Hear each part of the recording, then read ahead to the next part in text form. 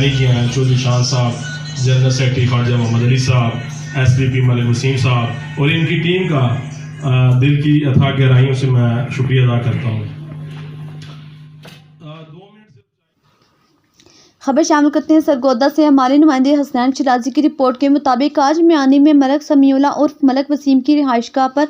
जिस तरह वर्करों ने ज़िली सदर यासिर फुरकान और अब्दुल्ला मुमताज़ कहलू रहनुमा तहरीक इंसाफ का इंतज़ार किया और दिखा दिया कि PTI के वर्कर चट्टान की तरह इमरान खान के साथ खड़े हैं। मौसम ख़राब होने के बावजूद शिरकत की और तहसील सदर तहरीक इंसाफ अबू बकर अवान तहरीक इंसाफ की सिटी मियानी के चौधरी शान अली और ख्वाजा मोहम्मद अली, इनके अलावा प्रेस क्लब मियानी के सदर शेख वकास अरशद, सेक्रेटरी मोहम्मद इकबाल भरताना, नदीम अशरफ तालकी, शाह वली खान, मोहम्मद अकरम साजिद, हसनैन शिराजी, मोहम्मद ज़ुबैर भट्टी ने शिरकत की।